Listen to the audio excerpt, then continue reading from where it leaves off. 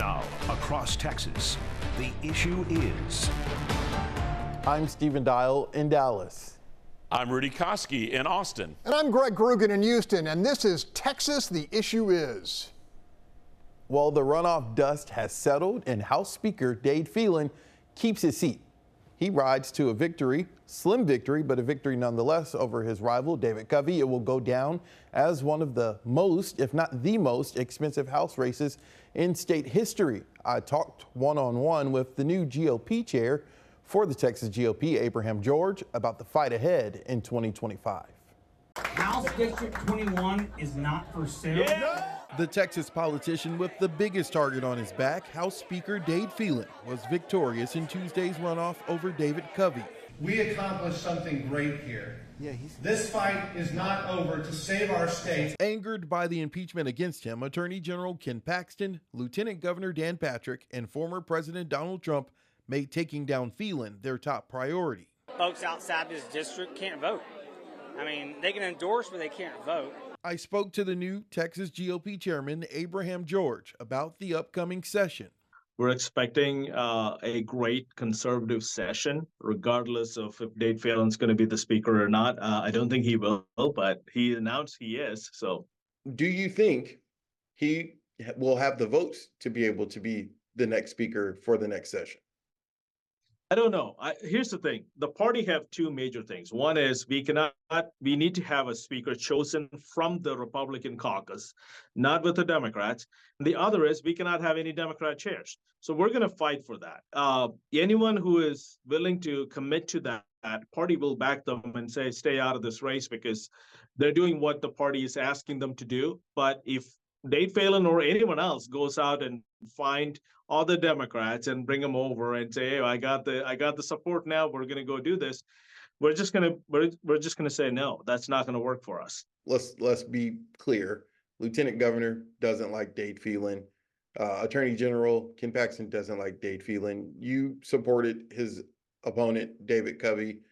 Yes. With all of these leaders in the same party not supporting who could continue to be speaker, how is anything going to get passed? How do you expect there to be gridlock?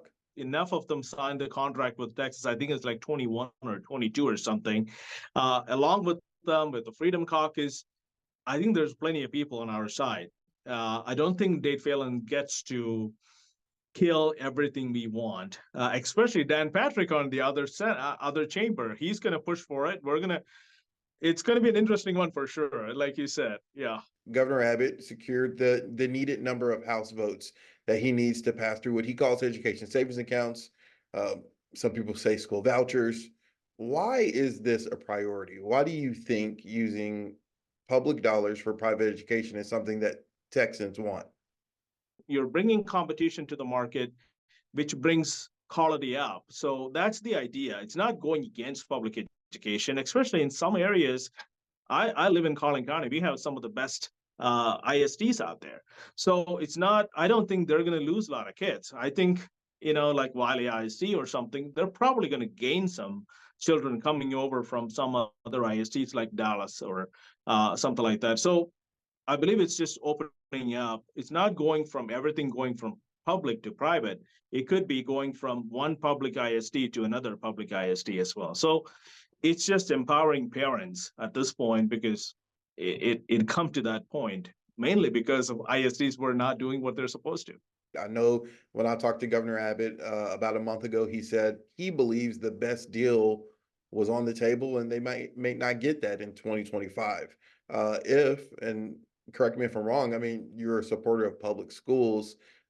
Where do public schools come in when it comes to extra funding or more funding?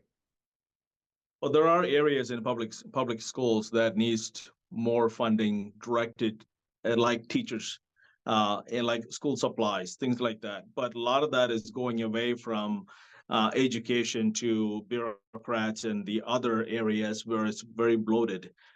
So if ISDs and the school board members can look at all their budget and say, all right, we're going to spend 70% of our funding to educate kids, not to have all these bureaucratic programs out there, they will get a lot better.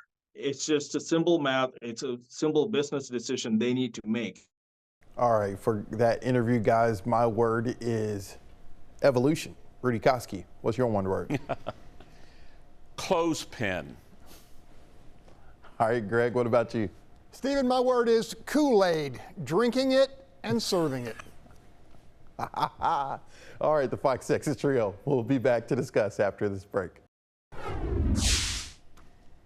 The Fox Texas Trio is back. Dade Phelan survives, celebrates in 2024, and now 2025 is a different story. Rudy Koski, you're up to bat first. Will he win his speakership in 25? Well, Stephen, he did it before, so let's crunch the numbers. The job selected by a simple majority vote by all House members, all House members. You know, let's set aside this single party rule stuff for right now. Currently, the Texas House is made up of 86 Republicans, 64 Democrats. So by sheer numbers, the GOP certainly could pick whoever they want. The problem is, of course, Texas Republicans remain fractured. So I think that the first House GOP caucus meeting in January, which is typically done behind closed doors, will be nothing more than a Mississippi River knife fight, right? Pretty bloody, pretty ugly. Speaker Phelan, you know, he's going to have to get down into the mud, build another coalition with some Democrats, and remind House members that the several of the hardliners in his party are still linked to a PAC that is still linked to a Nazi sympathizer. Man, that is a stench that is hard to stand next to. So those who vote with those hardliners may need a clothespin for the nose, which is why that was my word. Greg, Attorney General Ken Paxton said you will not return if you vote for Dade Phelan for Speaker. I know people are doing the counting right now. Do you think he has a good shot? Yeah, I believe he will win. No question there will be a barrage of unhinged retribution threats from the likes of Ken Paxton and cronies. And I wouldn't be surprised if Lieutenant Governor Dan Patrick puts out the word that House bills authored by Phelan allies will be DOA in the Senate. It won't matter because Phelan only needs a dozen Republicans to add to Democrats to keep the gavel. And there were almost that many House allies in plain view at Phelan's victory party in Beaumont. And remember also that Phelan's financial backers didn't pony up millions for the most expensive House race in Texas history just so he could return and be a rank and file member. Phelan will have their absolute support, and so will his allies. Well said, well said. Hey, Rudy Koski, the talking point that we quickly saw when it was all but certain that Dade Phelan would win re-election was Democrats elected Dade Phelan. Is there any truth to that? Well, you know, Stephen, crossover voting certainly happened in that primary and a lot of other primaries and the runoff. You know, heck, here in Travis County, several Republicans proudly acknowledging that they got a Democrat ballot back in May and tried to vote out our progressive DA. Didn't work, by the way. Now, public records can show which primary in past elections a person has voted in. So the claim by Team Covey certainly is plausible. Sour grapes, yeah, but plausible. It's no secret that Chairman George, he said it right in that interview, that the Texas GOP leadership will use the Phelan runoff to push for what they want, a close primary. But all that, you know, that is going to do is just put hardliners onto a November ballot, which will push moderates and independents away. It may not flip the House chamber blue, but man, it could make it a darker shade of purple, right, Stephen? It could be, man. 2025 is going to provide a lot of content for us. I'll put it like that. Greg, Governor Abbott secured the number of votes that he needs to pass some form of what he calls education savings account, school vouchers, whatever you want to call it. The question is, could Dade Phelan say he gets reelected to speakership? Could he let that pass but hold up other legislation? What do you think? Well, absolutely. You know, that speaker's gavel comes with hefty leverage and may force some kind of détente with Lieutenant Governor depending on the urgency of the legislation. As for school choice, I think Phelan owes Governor Abbott a debt of gratitude for remaining neutral in the punishing primary. And so by supporting vouchers this go-round, he could certainly signal a willingness to align with the governor, potentially against Patrick and his hyper-conservative Senate on other contentious issues. What's more likely, if Phelan remains as Speaker, is a heaping helping of acrimony and stalemate in the next session, with lots of legislative hostage-taking and finger-pointing. Yeah, I think, man, 2025 is just going to be interesting. That legislative session, all eyes will be on Austin, at least for the beginning of the session. Important to note, the Abbott campaign tweeted congrats to Phelan's campaign when he won. That's all the time we have. To see this episode or any of our past ones, go to our station's YouTube channels. And keep the conversation going by reaching out to us on social media.